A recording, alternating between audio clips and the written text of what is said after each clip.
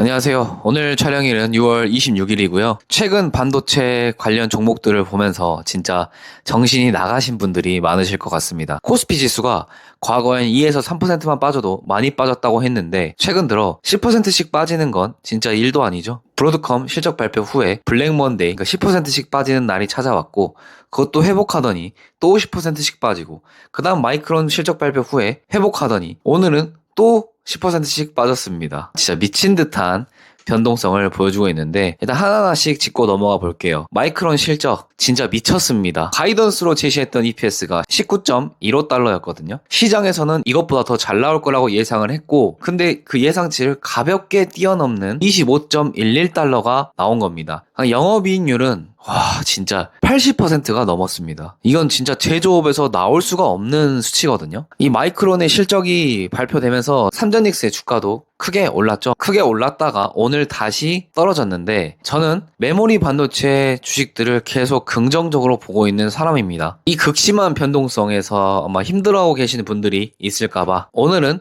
조금 다른 이야기를 드려보려고 합니다. 반도체 관련된 주식을 가지고 계시거나 아니면 초우량주에 투자하고 계신 분들이라면 절대로 하지 말아야 할 행동 4가지 정도를 말씀드려보려고 합니다. 오해하지 마세요. 팔지 마세요. 이런 이야기는 아닙니다. 좋은 흐름을 끝까지 잘 가져갈 수 있게 하는데 분명히 도움이 될 내용이거든요. 한번 끝까지 봐주세요. 이렇게 변동성이 심한 시장일 때는 기사를 보면요. 온갖 저주와 겁을 줍니다. 그 기사라는 게 원래 그렇습니다. 주가가 빠지는 순간에는 AI 버블이다. 이제 끝물이다. 빅테크들이 투자를 줄인다.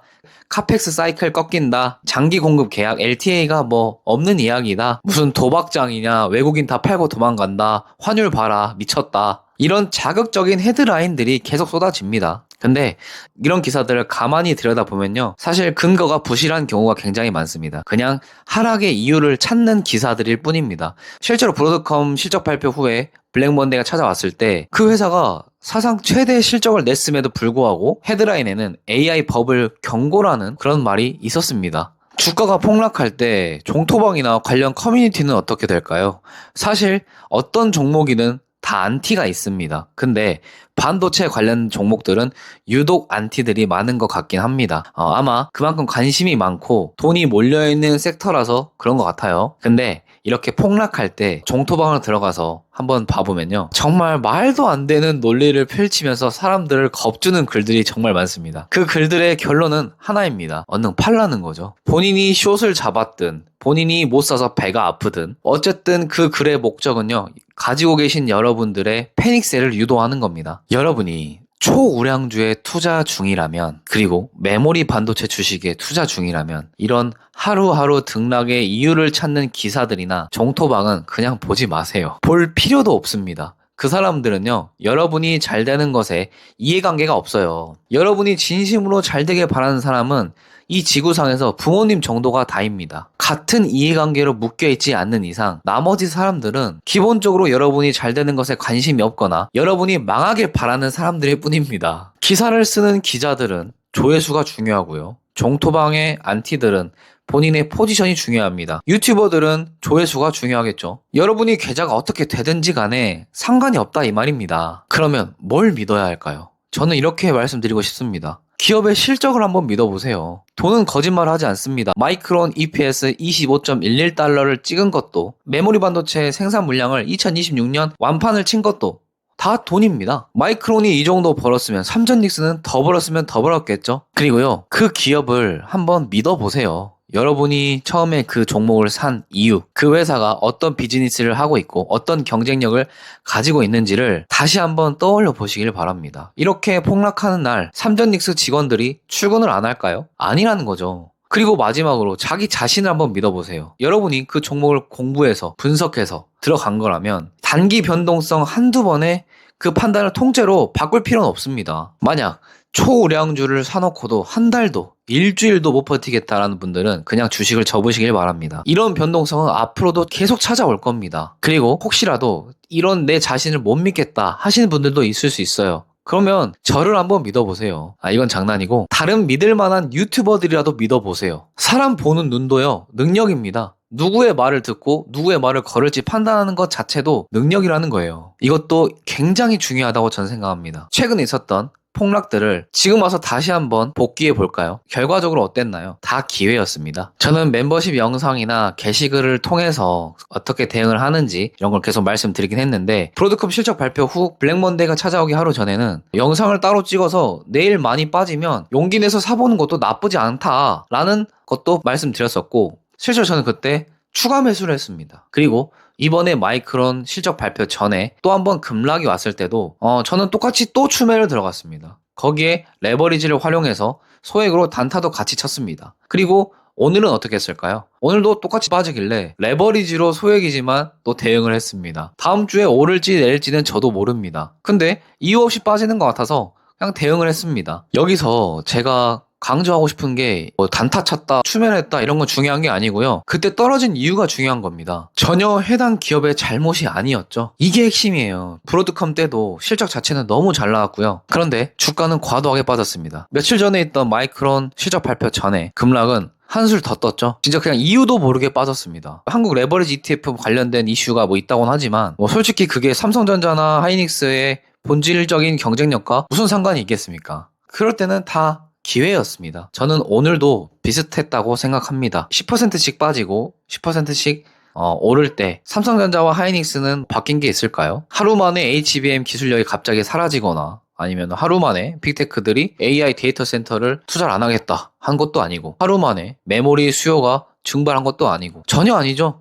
회사의 본질은 그대로입니다. 오히려 펀더멘탈은 점점 더 좋아지고 있는 상황이고 주가만 일시적으로 패닉에 휩쓸려서 빠진 거일 뿐입니다. 이런 구간을 저는 기회로 볼 수 있다고 생각합니다. 초우량주에 투자하다 보면요, 사실 이런 작은 기회들이 생각보다 자주 찾아옵니다. 평소에는 잘 안 떨어지는 애들이에요. 워낙 실적도 좋고 펀더멘탈도 단단하니까요. 그런데 가끔 이유도 모르게 시장 전체가 휩쓸려서 빠질 때가 있습니다. 그럴 때는 겁먹을 필요가 없다라는 겁니다. 오히려 반갑게 세일 구간이구나 해서 매수를 하면 되는 거죠. 저는 이게 바로 초우량주 장기 투자, 그리고 분할 매수 전략을 같이 쓰는 사람들이 누릴 수 있는 가장 쉬운 형태의 기회라고 저는 생각합니다. 그리고 여기에 또 하나, 이럴 때마다 무조건 나오는 말들이 있죠. 외국인이 매도한다더라, 환율이 너무 높다더라, 이런 이야기들은 한 번쯤 들어보셨을 겁니다. 아마 저도 몇 번 다뤘던 것 같기도 해요. 뉴스만 틀면 나오고 유튜버들도 많이 다루는 내용들이고, 외국인 며칠째 순매도, 원달러 환율 또 급상승, 이런 헤드라인이 거의 매일 뜬다고 보셔도 돼요. 근데요, 여러분이 초우량주에 장기 투자를 하고 계시다면요, 이런 것도 그냥 신경 쓰지 마시길 바랍니다. 아예 보지 마세요. 도움이 안 됩니다. 외국인이 매도를 하면 어떻게 하실 건가요? 같이 파실 겁니까? 외국인 수급이라는 게 매크로 펀드들의 자금 배분 전략, 환해지 비용, 포트폴리오 리밸런싱, 이런 복잡한 이유들로 움직이는 경우가 대부분입니다. 그 외국인들이 어떤 전략으로 매도를 했는지 솔직히 우리는 알 방법이 없습니다. 근데 그 알 수도 없는 이유 하나 때문에 내가 들고 있는 초우량주를 같이 던진다? 이게 말이 안 되는 거죠. 외국인이 팔았다는 사실 자체는 그냥 수급적인 현상으로 볼 수 있는 거고, 그 회사의 실적이나 본질적인 가치와는 아무 상관이 없습니다. 환율도 똑같습니다. 환율이 너무 높으니까, 나라가 망할 것 같으니까 어떻게 하실 건가요? 곧버스라도 사실 건가요? 아니면 이민이라도 가야 될까요? 아니라는 거죠. 사실 환율이 오르면 오히려 수출 중심의 기업들, 특히 반도체 같은 글로벌 기업들은 환차익을 보는 경우도 많습니다. 제가 드리고 싶은 말의 요지는 뭐냐면, 환율이 높은 건 문제가 맞기는 맞아요.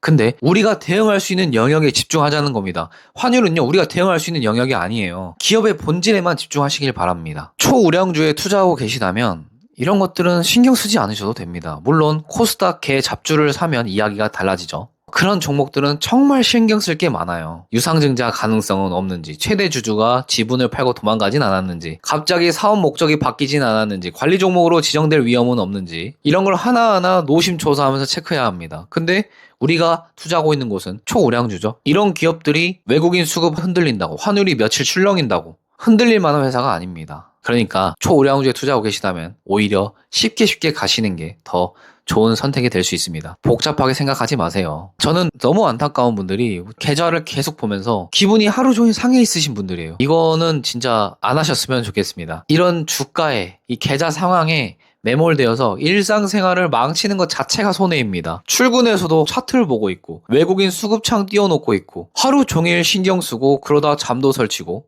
이렇게 되면 본업도 집중이 안 되고, 정작 중요한 의사결정을 해야 될 때 오히려 흐트러지는 판단을 하게 된다는 거죠. 초우량주에 그냥 묻어놓고 신경을 끄면 되는데 굳이 거기에 매크로 노이즈까지 다 끌어와서 스스로를 피곤하게 만드는 게 전 너무 안타깝습니다. 여기에 추가로 차트도 보실 필요가 없다고 저는 생각합니다. 전체적인 흐름 정도만 판단하면 되고 굳이 볼 필요 없습니다. 도움이 하나도 안 됩니다. 괜히 헷갈리기만 할 뿐이에요. 오늘 말씀드린 총 4가지 짧게 한번 다시 정리해 드리겠습니다. 첫 번째는 기사나 종토방에 휘둘리지 마세요. 그냥 보지 마세요. 두 번째, 이유 없는 급락에는 팔지 마시고 오히려 기회로 보시는 게 좋습니다. 자, 세 번째는 외국인 수급이나 환율 이슈 이런 매크로 노이즈에 일일이 반응하지 마세요. 네 번째, 차트 굳이 보지 않으셔도 됩니다. 이 4가지만 지키셔도 초오량주 장기 투자 훨씬 더 마음 편하게 끝까지 가져가실 수 있을 겁니다. 오히려요, 뭘 하려고 하기보다 뭘 안 하는 게 투자 수익률이 더 좋은 경우가 많습니다. 차라리 그 시간에 가족과 연인과